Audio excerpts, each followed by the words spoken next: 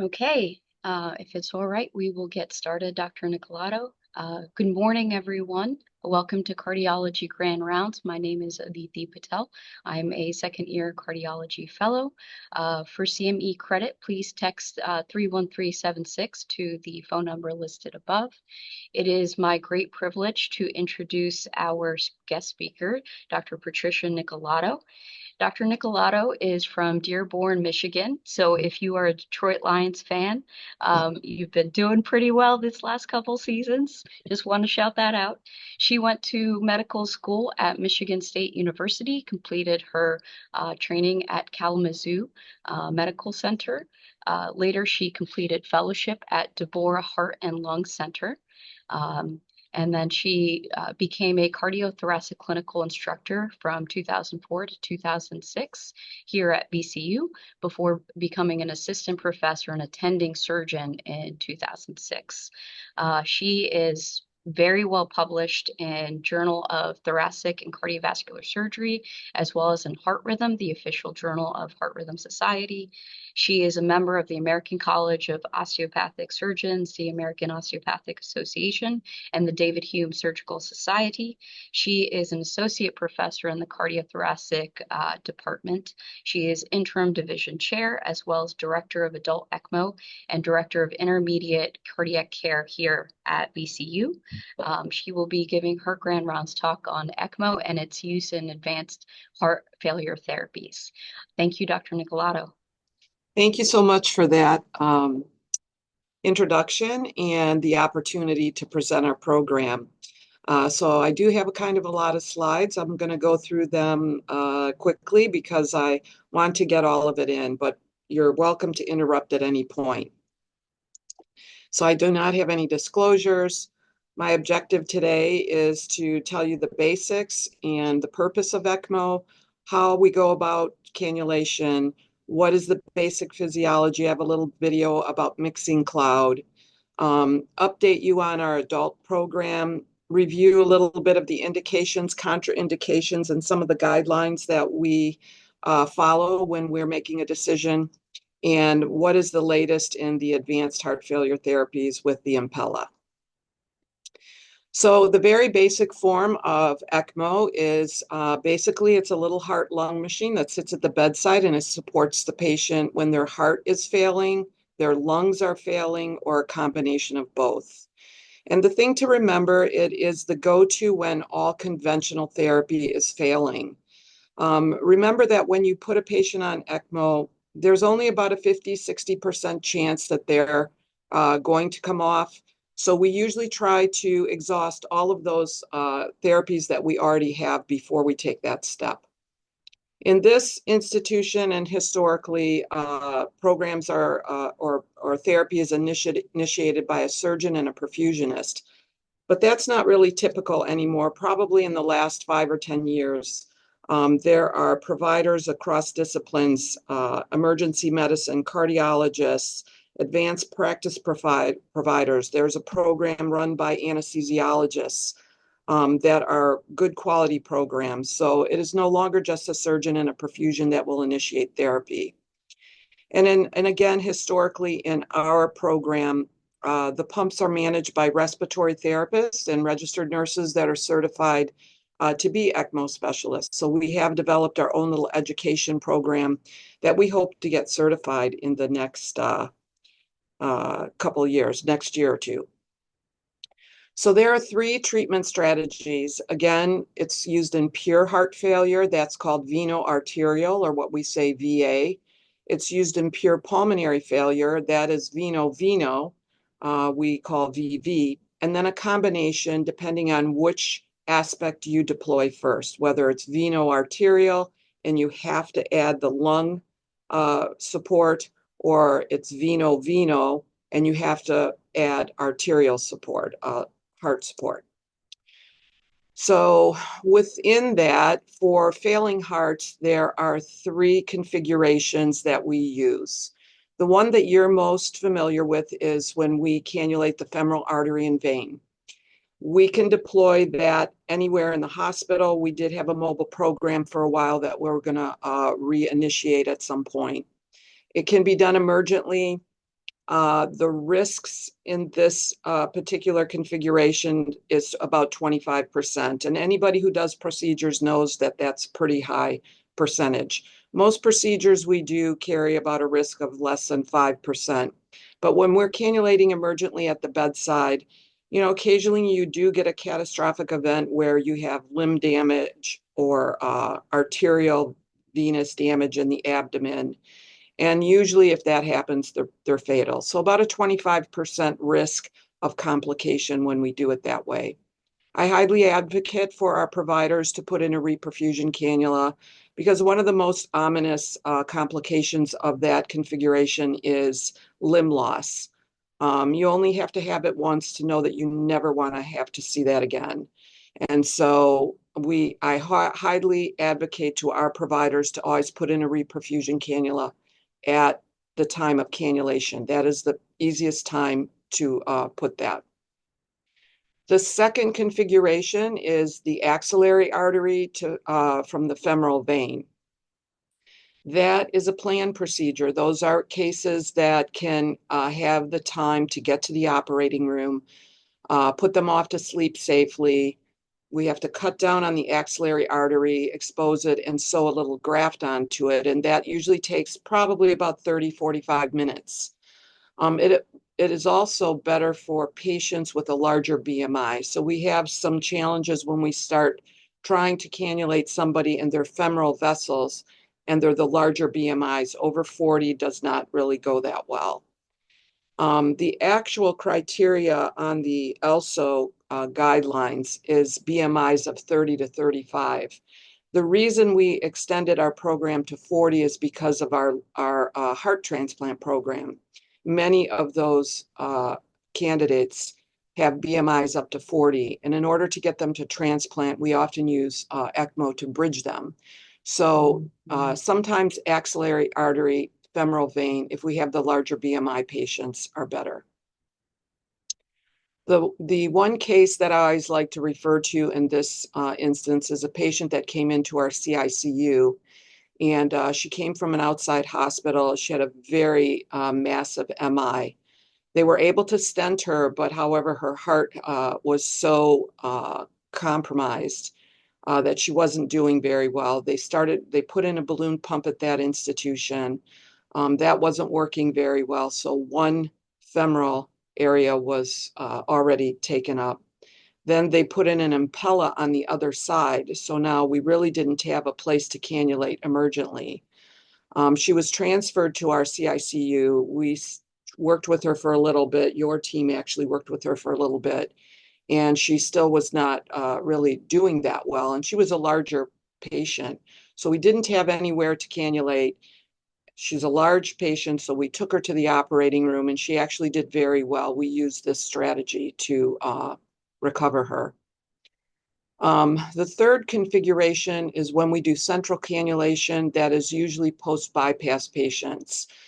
They're patients where we've done long procedures, multiple procedures, low EFs, and we know that they're not going to really wean too well. Or sometimes we may be able to wean them, and it usually takes 20, 30 minutes off bypass before you see the heart start to labor.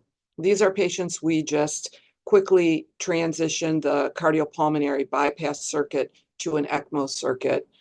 It doesn't really take that much. It only takes a few minutes. And it has been a good strategy. When we've had these patients in our operating room failing, usually about 70% of those patients can come out and be recovered after a couple of days. And that is a huge change in mortality, intraoperative mortality for us. So those three strategies are the way that we support failing hearts. Now, many times you go on VA ECMO, and after a couple of days, the lungs will fail. Those are the cases where we add extra limb into the internal jugular vein to provide oxygenated blood that is pre-oxygenated before it gets to the lungs. So that is veno, arterial veno. This is how that looks. The A diagram is pure VA, where the blood comes out of the femoral vein. It goes through the pump, and this is taking up the function for the heart. goes to an oxygenator. It's called the quadrox oxygenator, and it is connected to a blender, and this takes the place of the lungs. So what this does is puts the oxygen in and removes the CO2. And you will hear us talk about the patients on ECMO at 4 liters of flow, and then we start talking about sweep at 2 or 3 liters. And what that refers to is how fast oxygen is going across the membrane and the CO2 is coming out. So in patients who have pure respiratory failure, this is actually how we wean them. We wean down the sweep, and once we are at 0 sweep, there's no function on the lung part. And we usually hold patients like that for about 24 hours. If they can sustain for 24 hours, then we decannulate, and they usually go to their respective services, usually back to the MRICU or to the floor. So that is pure VA. When we have to add the extra limb, it goes into the right atrium and pre-oxygenates the blood before it goes to the right ventricle. So that is the basic setup. I always keep this little video in here. It takes about 5 minutes. It is the best way to learn about the mixing cloud and the physiology. So I'm just going to play this. And for some reason, this little advertisement always comes, so I'll try to get rid of it as soon as the connection. This is frustrating. Okay, here we go.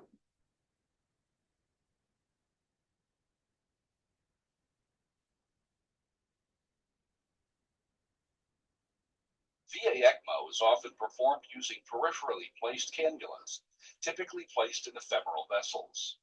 This animation shows arterial ECMO access in the femoral artery. With extreme cardiac dysfunction on ECMO support, if the heart is not beating and the aortic valve is not opening, the blood being pumped through this cannula provides 100% of the patient's blood flow. In this scenario, there's no mixing of the two circulations since no circulatory support is being provided by the native heart. Upon return of cardiac function, when the heart starts to beat and the aortic valve begins to open, the situation becomes quite unique. Because the peripherally placed ECMO cannula is pumping blood in a direction that is retrograde to the native blood flow, the two circulations merge or mix together in a location somewhere between the aortic valve and the arterial cannula. As left ventricular function is restored and contractility increases, the mixing cloud may shift distally in the aorta towards the arterial cannula. The same shift can occur if the ECMO blood flow is decreased. Conversely, as ECMO blood flow is increased, or as left ventricular function decreases, the mixing cloud may shift more proximally in the aorta. Let's take a closer look at this phenomenon. Once again, with severe cardiac dysfunction, if the aortic valve is not opening, blood mixing does not occur in the aorta. However, as the heart begins to eject, blood traversing the aortic valve begins to mix with blood traveling retrograde from the arterial cannula. In the scenario shown in this animation, blood sampled at various sites throughout the body would have a similar composition. The exception may be the coronary arteries due to their proximal takeoff from the ascending aorta. As the heart contracts more and more forcefully, or as ECMO flows decrease, the location of the mixing cloud can migrate more distally in the aorta. In the scenario illustrated here, consider the impact of the circulatory pattern on cerebral perfusion. The brachiocephalic artery is perfused by blood from the left ventricle, which may be poorly oxygenated. However, the distal arch vessels are perfused by a mixture of blood being pumped from the left ventricle and blood pumped from the ECMO circuit. Blood sampled from the right radial artery, for example, may have a composition that is markedly different from blood sampled at the ECMO arterial line. As the heart continues to recover and contractility increases, or as ECMO flows decrease further, the mixing cloud can continue to shift distally. Again, consider the impact of these scenarios on regional perfusion and on differences in blood sampled from various sites in the body versus blood sampled from the ECMO arterial line, In addition to understanding where this mixing occurs, the ECMO specialist should understand the significance of mechanical ventilation in these scenarios. Blood being ejected from the left ventricle generally perfuses the coronary arteries and may provide cerebral perfusion. So care should be taken to adequately oxygenate blood traversing the aortic valve if the lungs are capable. So the important thing about that to remember is that the coronary circulation is not supported by ECMO. It is oxygenated by the patient's lungs, and the ventilator management becomes, balancing act between ECMO and the ventilator. The other thing is cerebral circulation is not really helped by ECMO either. So this is in patients that are femorally cannulated. The other problem with it is it competes with the heart, or the heart competes with the ECMO pump. So the pump, when we have it on 2 or 3 liters of flow, the pressure against the heart is somewhere between 150 and 180. So as the heart function returns, if it is competing with that kind of pressure, that's how the left ventricle starts to distend. And that is not very good for your patient that's trying to have you're trying to get myocardial recovery from. So that goes to the management of when to start turning the pump down.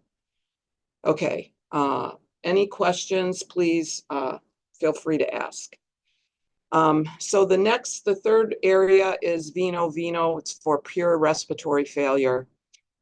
We usually use internal jugular vein for this. It's a 2-stage cannula. You can deploy veno-veno with any veins, whether it's femorals, internal jugulars, and depending on the cannulas you're going to use. So this was the historical way we used to do this, femoral venous to internal jugular. We now have Avalon cannulas that are 1-stick cannulas. They're very large. They could go through the heart. The tip of it sits in the inferior vena cava, and there's a fenestration in the superior vena cava that drains the blood. And then the second stage is for arterial blood that goes right into the right atrium. These are pictures of how femoral cannulation looks. And again, that reperfusion cannula becomes very important. This is a depiction of what it looks like for axillary artery cannulation. This is how it's done. There's a little graft that's sewn on, and then a connector that connects us to the pump. Again, it's a good option for larger BMI patients and post-op transition. This is a common way that surgeons will pump a dissection case to supply blood to the cerebral circulation.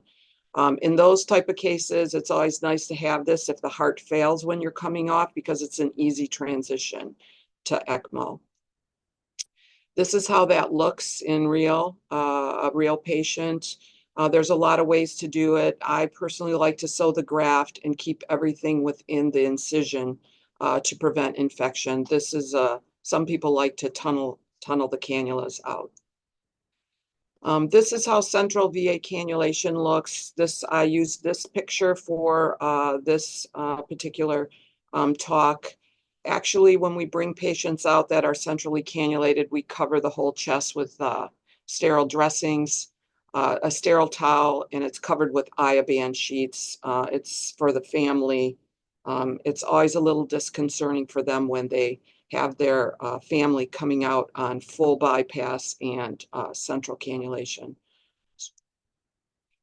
This is a patient that is waiting for his lung transplant. It's our goal to try to ambulate our patients, and the issue with this is these cannulas have to be very secure.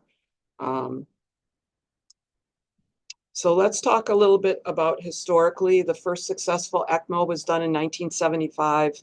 It was started in neonates, and it's still the best use of ECMO. This ELSA organization was initiated in University of Michigan in Ann Arbor. They've been collecting data since 1989. They're up to over 600 centers that report to them internationally, and there are probably many more centers that do ECMO that actually do not report their data. So there's a very rigorous certification process. that we go through. We've been through it twice now. Both times we've gotten gold certification. The second time we were only about 100 points off out of a 1900 point system from platinum. So every month I get together with our lead perfusionists, and we've been working on our application. We really want to get platinum certification for our institution. This is the most recent registry of all the patients that have been submitted to the ELSA organization, over 230 some thousand cases. The reason I put this in here is, again, I want you to see that the best use of ECMO is in pulmonary cases. 72% of those patients get discharged. Probably the worst use is for ECPR, but we're up to about 31%. And for as long as I've been doing this, for probably the past 10 years, when I initially started looking at this registry, the ECPR numbers were about 10%. Actually more and more institutions are doing this, and we're getting better at it.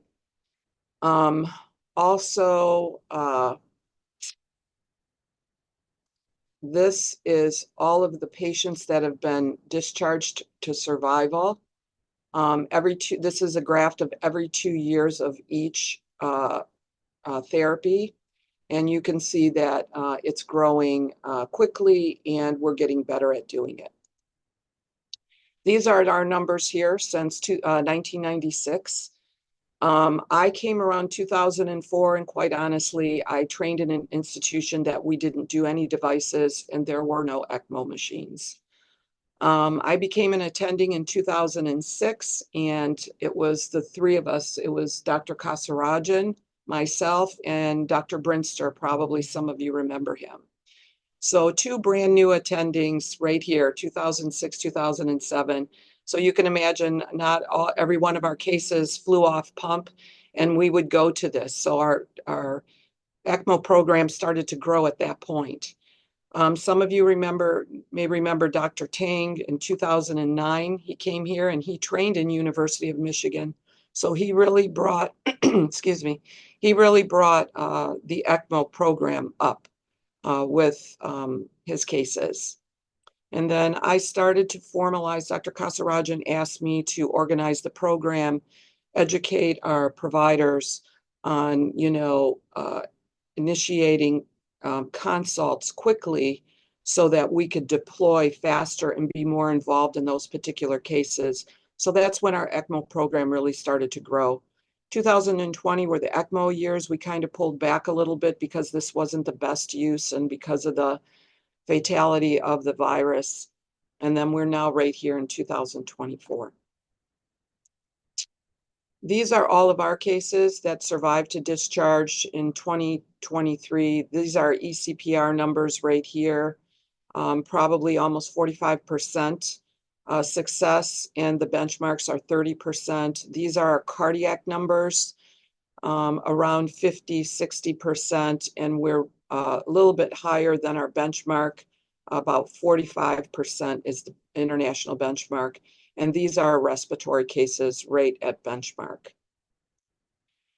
So if we look at the 2023 cases, the thing about the ECPR cases is about 38% of those cases came from the cath lab, and about 31% came from the ED, and then our survival is 46%. These are our VA cases. The unique thing about this is most of these cases has to do with our transplant program. 25% of those cases were bridged to transplant. About 17% of those cases were supported after our heart transplant program. And then we had a few cases that we used intraoperatively. I think we had 2 VT storm cases. We did have 2 intraop catastrophes that did not survive. So our survival in those cases is 56%, which is well above the benchmarks. And then these are VV cases, pure pulmonary cases. Most of those come from our MICU, MRICU, and our CSICU. We always get a couple from trauma. So what are the indications for pure VA ECMO? The biggest one is cardiogenic shock. complications after acute MI. That is most of our cases, and failure to wean from post-cardiac surgery. Like I'd mentioned before, we have a much better success when we deploy it early. If we see patients failing after cardiac surgery, it's just better to transition them to ECMO and let them recover for a couple of days. Take them back and then try to wean them. So those are our two biggest categories right there.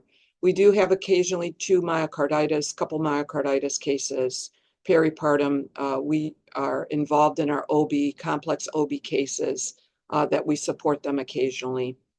And every once in a while, we will put somebody on VV ECMO and their heart will fail because it's just not strong enough to tolerate 5-6 liters through the right heart.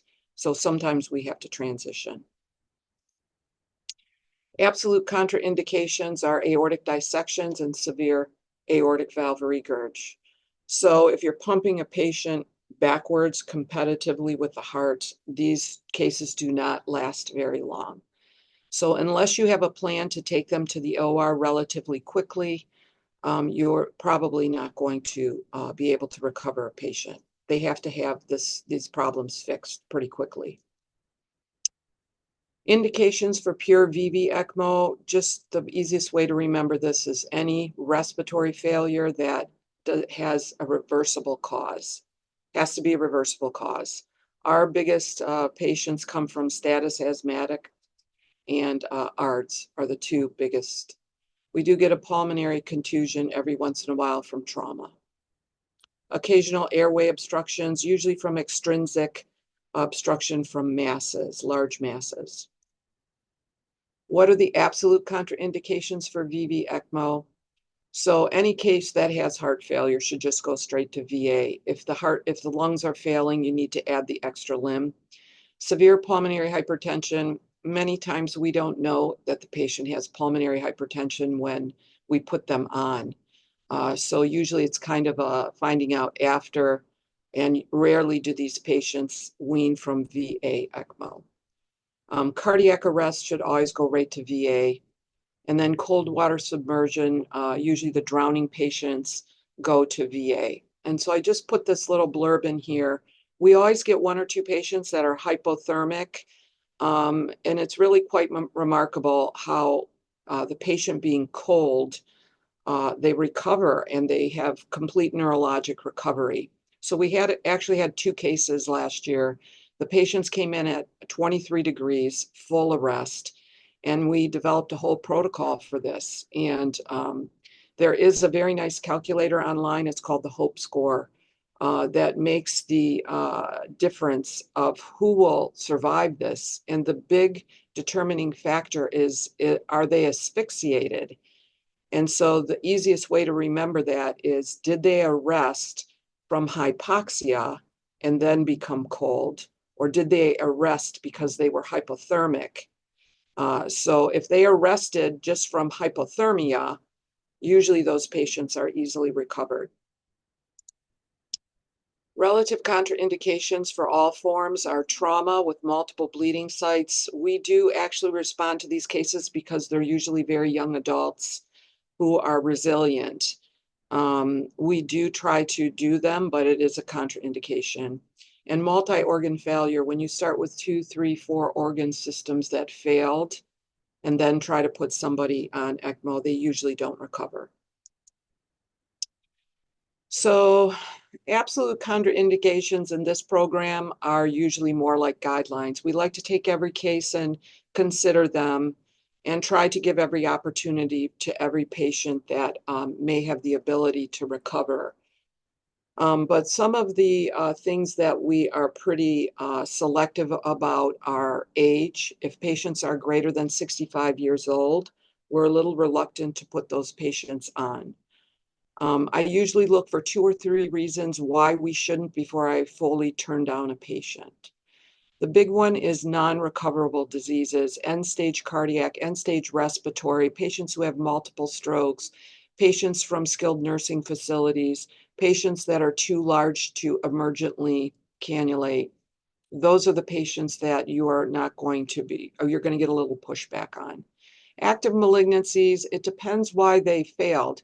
If they failed because of their treatment, then we can usually support those patients. But if they're failing from the malignancy, probably not so much.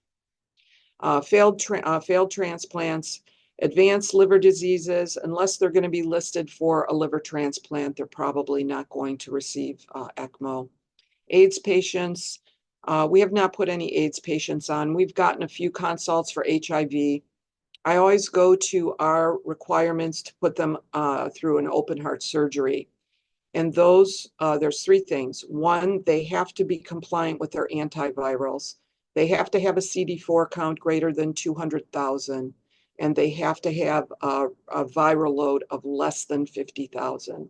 And most patients who are compliant with their antivirals will easily make the other two requirements. So that's what I look for when we get a consult for HIV patients. And then unwitnessed arrests, usually not so much going to happen. Anybody who's been getting CPR for greater than 60 minutes is probably not going to recover. You may be able to recover their heart function, but their brain doesn't tolerate this very well. So where did those numbers come from? And this is what we based our program on back in 2014 when I started to formalize things and come up with a hard stops for our program. So this was a study that was done in Germany, about 85 patients, and just to not take too much time to talk about it, three conclusions of that study. They looked at 85 patients over, I think, a 5-year period. ECPR should be established in treatment for prolonged cardiac arrest when CPR is unsuccessful, that the unwitnessed out-of-house arrests were worse outcomes than inpatient, and the duration of CPR was the independent risk factor for mortality after ECPR. So it was that one thing that helped us determine those numbers of why we don't put somebody on if it's taking longer than 60 minutes. And these are those numbers. You can see after 30, 45 minutes of CPR, there's unlikely, very little chance, less than 30% chance that they'll get discharged, and it gets worse from there. So we always try to have our patients on before 60 minutes. There's very few cases that we persist, but we have done in a few young people. So these are the numbers between in-house witnessed and unwitnessed arrests. CPR is much shorter, less than 25 minutes. The weaning capability is about 58% over 23%, and survival to discharge is as high as 42%. So many of you may know Dr. Ornato, and you all know Dr. Dinza. We worked with them very closely when we were establishing our ECPR program out of the ED. Dr. Ornato is very passionate about this program, and this is the study that we modeled our program after. And so just quickly, this was done in Japan. They have a much better medical response team and ability to deploy ECMO. This was their study, 3-year period. Their inclusion criteria was VFib, VTAC arrest. This is the marker for ischemic heart disease. The cardiac arrest on hospital arrival with or without ROSC. They had to be in the ED within 45 minutes of the call. Our inclusion criteria shortened that time up to be 20 minutes. And then the exclusion criteria had to do with age, level of activity, a non-cardiac origin. If they were less than 30 degrees, no informed consent. So 26 hospitals actually participated in this study for 234 patients, 20 hospitals for CPR side. Endpoints were 1 and 6 months of neurologic recovery. And you can see back then, this was done in the early 2000s. ECPR was better. We actually are much better now. It's closer to 30, 40% now for recovery. And the other things unique about the way they had things set up is if they went on ECMO initially, they had a better opportunity for balloon pumps and therapeutic treatment, hypothermic treatment. So this is the guidelines that we came up with for our ECMO transplant guidelines. And we did use age as a criteria. Cardiac arrest has to be witnessed. They have to be in our institution within 20 minutes of the arrest. And then they have to have a reversible cause. We do not consider unwitnessed arrests, and if they haven't had CPR within the first 10 minutes, we do not offer eCPR. This is the algorithm. We actually went out into the institution and out into the community and educated the EMS services to try to, once they deliver the shocks, to get them to the ED without trying to recover them in the field. And that's a very big practice change for the EMS services. I think that we do get the call, but this really has not been fine-tuned and could be better. This is the protocol that is actually on our website, and the pathway that we get the attending to the ED quickly, make a decision, is it a candidate? If yes, to get the team in so that we are under that 60-minute time frame. So the best results for eCPR is a cardiology group out of University of Minnesota. They published their results in 2018. This is pure cardiology program. They took 100 patients and they have fine-tuned their emergency medical services to screen the patients, and they get them right into the institution. The difference between that program and our program is they go right to the cath lab. They don't stop in the ED. You know, there's no, it's a straightforward pathway to the cath lab to get cathed. They go on ECMO and they get their stents immediately. 83 of those cases got survived to the CICU, 46 survived to discharge, and 40% were fully functional in 3 months. So best program, cardiology run. So when you call us for a consult, many times you hear panic in the provider's voice, and you need an answer right now. Is the patient going to be an ECMO patient or not? And this is not published. This is the thought process that I go to, and what I've distributed to our providers to keep it easy for us to make a decision and to make it quickly. So the first thing we'll ask is age. How old is the patient? And do you have an ABG? Many providers from outside institutions, you'd be surprised, do not have ABGs recently. They'll tell us, well, we got an ABG in the morning and now 6-8 hours have gone by. You need to have something that's recent, at least within a half hour. BMIs, if they're going to be cannulated emergently, femorally, the BMI needs to be less than 40. For VV ECMO patients, we have had much success in those patients that have a larger BMI because of the cannula that we use. If you can cannulate the internal jugular, which many times the neck area is preserved in the larger BMI patients, you can get a patient on quickly and safely. The codes have to be less than 30 minutes. It has to be a witness arrest, and they have to have good CPR within 5 minutes of the arrest. Closed head injuries, if they've already had a bleed, they're not going to be a candidate, or if they have a coagulopathy. Drips, patients who have had higher than 2 pressors and they're running at super therapeutic doses, if for any length of time, they usually have detrimental effect to the limbs, kidneys, liver. So when patients have been coding for 30 minutes and they're on multiple drips, they probably are not going to be a candidate. The downtime has to be less than 30 minutes. They have to have a reversible cause. And ET tubes, many times we get called from the MRICU when the patient has been intubated for days to weeks. There's very low chance that putting them on ECMO is going to recover them.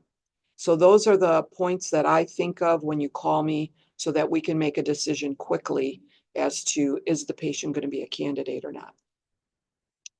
So kind of shift gears for a little minute. We have a few more minutes left. How do we use this with advanced heart failure in our transplant program?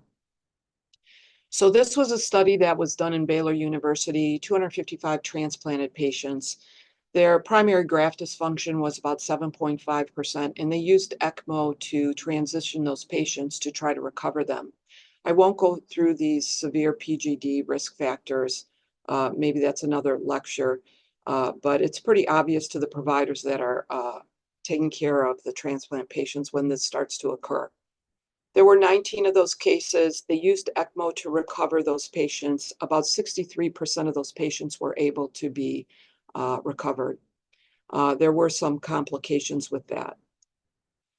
The second group was out of Japan. They did almost 600 heart transplants with, again, 7.4% severe PGD. And they looked at external VADs as opposed to ECMO. And really, ECMO alone over external VAD did a little bit better. 61% of those patients went on. 19% of those patients had mortality as opposed to 41% of VAD patients. 89% of those that had PGD survived and were weaned from ECMO. And at 3 years, 66% of the ECMO group were still survived.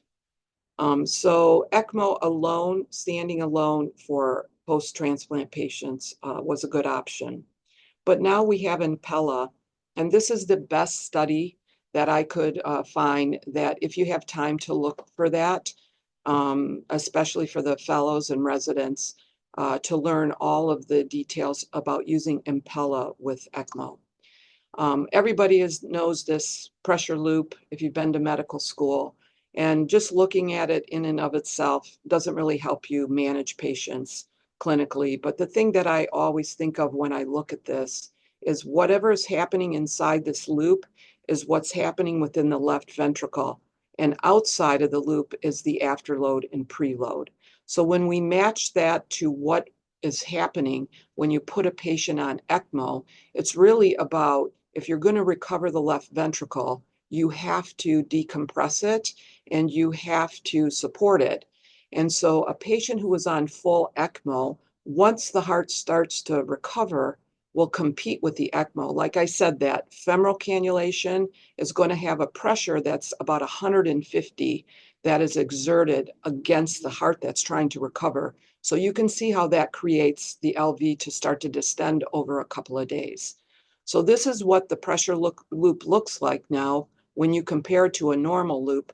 When they're on ECMO, the ventricle is of course decompressed because you're rerouting the blood, right? You're taking 4 liters off of the right ventricle and putting it into the arterial system. The problem is the pressure against the ventricle is increasing, and that is not optimal to recover the heart. The other thing it does, once the heart starts to distend, it increases the left atrial pressure, pulmonary capillary wedge goes up, and then that results in pulmonary edema. So now you have the lungs that are failing. That affects the coronary blood oxygenation, and myocardial oxygen goes up, and now you're not supporting the ventricle from the oxygenation aspect. So can you have the patient fail on full ECMO? Yes, you can if you're not managing it properly. And I have to say kudos to our ICU team. They do a great job of management. So what is the rationale for the LV unloading and placing an Impella while a patient is on full ECMO? Well, retrograde flow leads to ventricular dilatation. It increases the left atrial pressure, pulmonary edema, increases myocardial oxygen consumption, and then you have deoxygenated blood going through the coronaries. So a dilated ventricle is not going to recover. And then when you have severe left ventricular dysfunction, and how we are how you can easily look at that at the bedside is if the aortic valve is not opening, you will see a flat pressure line. So the goal always is to have a systolic diastolic that is a pressure difference of at least 20. And now that we use Impellas to unload the ventricle, that is easily achieved. When the aortic valve doesn't open, blood becomes static within the ventricle, it clots, and then when you do have a ventricular ejection, that is how an embolic stroke happens. So what are the hemodynamic effects of Impella?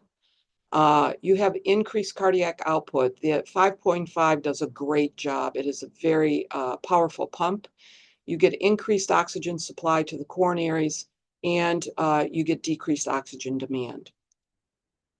So what does that look like on that little pressure volume loop? So you see the normal loop right here. This is the loop, what's happening in the ventricle when you're on pure ECMO. When you just have an Impella, it does unload the ventricle and is already helping this labored LV. And then when you put the two together, you have a nice, happy, resting ventricle that can, if it's going to recover, has the best opportunity for that. So the evidence for Impella versus ECMO alone, there are improved outcomes, a higher EF after weaning, lower hospital mortality, and a higher successful bridging, and not much difference in bleeding, stroke, and renal failure. So decision-making for LV unloading, we have a great team between the heart failure team, the cardiac surgeons, and cardiology interventionalists to make that decision. We have several meetings a week reviewing these patients. When should we deploy this? When is it time to wean? It's just been a great, I can't even speak to the collaborative effort that we have. About 70% of pure ECMO patients will develop LV overload if you don't manage that properly. If you just leave somebody on full ECMO support, it is very little opportunity for the LV to recover when it has to beat against a full pump, a pump that's supporting with a pressure of about 150. An Impella will detect fully unloaded LV unloading, and it also promotes early weaning for the ECMO. So this slide probably is my favorite slide because, you get a patient, it is on full ECMO, you're on P9 for the Impella, you just put them on, so the acidosis is 7.2, their lactate is 10, 15, you're on 4 or 5 different drips, and, for the new resident or first-year fellow, where do you start? They're fully supported, and you're on massive amount of medications, the patient's still on fire. How do you go about weaning the patient and get them back to baseline? So the first thing is you have to correct the metabolic derangement. You have to correct their acidosis. You have to be able to wean down the medications and get some sort of recovery where you can start weaning back the ECMO pump. So that is the first task. My go-to is I like to see the epi and the levofed at maybe 0.03 mics per kilo per minute, so that when we take the patient to the OR to wean off the ECMO, you have a little buffer to be able to increase. If I'm increasing greater than 0.05, 0.07 on the medications, then that patient is not going to wean very easily. And maybe somebody who failed weaning, for example, one of the patients we have in our CSICU right now, we were pretty certain he was going to come off ECMO. When we weaned down to 1 liter, just didn't tolerate it, started to develop arrhythmias, and we were increasing our chemical support. So have to be able to wean the drips, and the patient has to be able to wean off ECMO without increasing drips back to maximal amounts. So that's the first thing.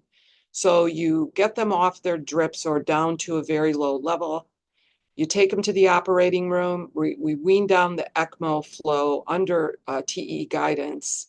And if they tolerate it, then the ECMO comes off. So now you've transitioned biventricular support to LV support with the Impella.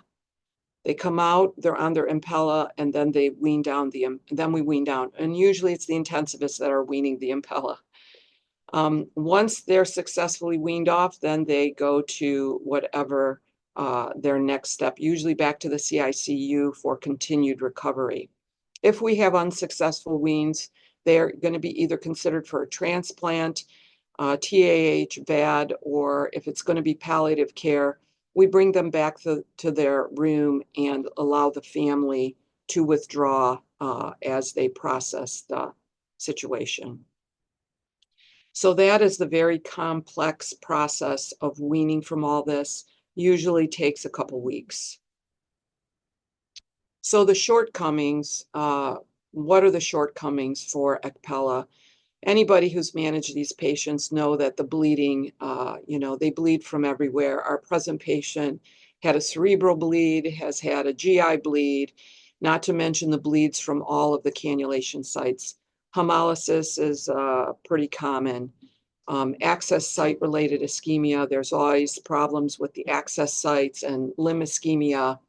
Laparotomies for compartment syndromes. We happen to have a lot of not ischemic gut, but issues with the abdomen. We have had a lot of ischemic gut, though, in our intensive care. We're starting to look at that. This is our present pump. It's pretty portable, can go anywhere, but we're going to the next generation Spectrum pumps. They now are even smaller than this. They're mounted on an IV pole, and the patient will be able to get up and walk around with it. This is how it looks presently.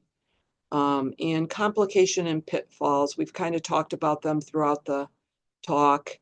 Bleeding from cannulation sites, you can do a perfect cannulation in about 3 or 4 days. Once the edema goes away and we've been moving the patients around, then the cannulation sites start to leak and you have hemorrhage and blood transfusions, which is always a poor option for our transplant patients.